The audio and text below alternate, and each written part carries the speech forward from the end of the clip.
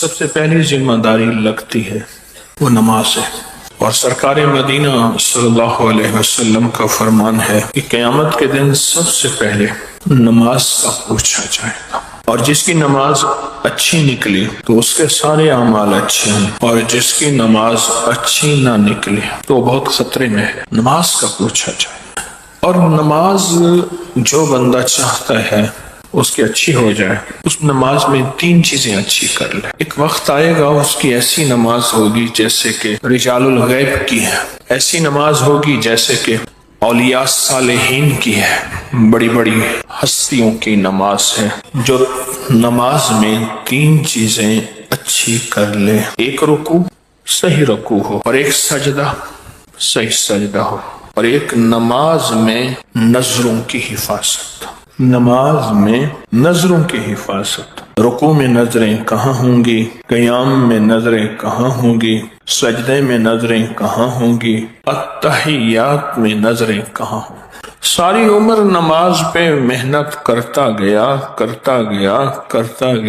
کہ میری ایک نماز تو ایسی ہو جو انبیاء کرام والی، میری ایک نماز تو ایسی ہے جو امام زین العابدین والی، میری ایک نماز تو ایسی ہو جو صدیق اکبر، فاروق اعظم، عثمان غنی، حیدر کرار جیسی، میری ایک نماز تو ایسی ہو جو کربلا کی نماز تھی۔ میں کہ صحابہ کی نماز، اہل بیت کی نماز ایسی ہوتی تھی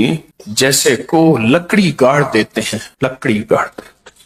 ان میں کوئی حرکت نہیں ہوتی تھی، وہ نماز ہوتی تھی۔ بڑی بڑی ہستیوں کی نماز جب وہ پڑھتے تھے تو ان کی نماز ایسی ہوتی تھی کہ ان کی اندر کی جان نکل جاتی تھی، ان کے اندر ایک پل میں اندر اندر اندر اندر ایسا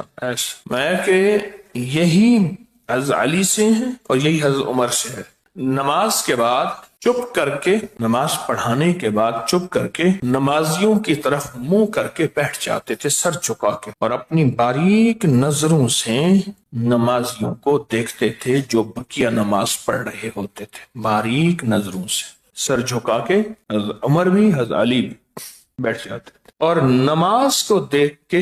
گورنر بنا دیتے تھے، اور لوگ ڈرتے تھے، پتہ چل گیا کچھ لوگ ڈرتے تھے، کیا کرتے تھے، چپ کر کے ان کے سامنے بقیہ نماز نہیں پڑھتے تھے، گھر جا کے پڑھتے تھے۔ ہماری نماز دیکھ لیں گے، علاقے کا گورنر بنا دیں گے، پھر ہمارے پر ذمہ داری آ جائے گی۔ نماز کو دیکھ کے گورنر بناتے تھے، نماز ایک دفعہ دیکھتے تھے، پھر دیکھتے تھے، پھر دیکھتے تھے، ان کی چند بار کی نماز، بار بار کی نماز کو دیکھ کے حکم نامہ آ جاتا تھا امیر المومنین کی طرف سے، آپ کو فلاں علاقے کا گورنر بنا دیا جاؤ۔ اب یہ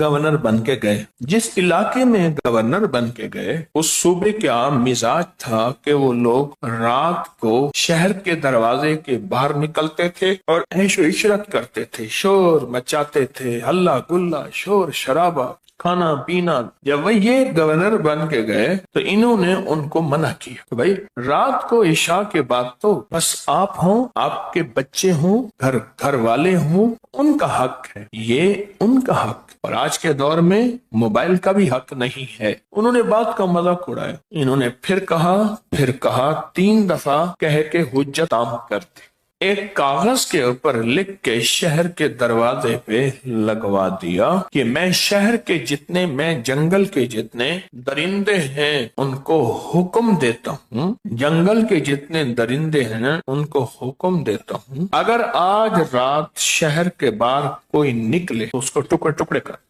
انہوں نے اس کاغذ کا بھی مذاق، پر قدرت نے صبح ایک انوکھا منظر دیکھا کہ شہر کے باہر لاشوں کے ڈھیر لگے، بس وہ نصیحت پھر ہو گئی، درندے ان کو چیر پھاڑ گئے۔ اس کے پیچھے وہ نماز تھی جو نماز نہ مسجد نبوی میں چوکی، نہ کربلا میں چوکی، نہ خون اور آگ کے میدان میں چوکی، نہ گھر میں، نہ سفر میں، نہ حضر میں، وہ نماز کا تحفہ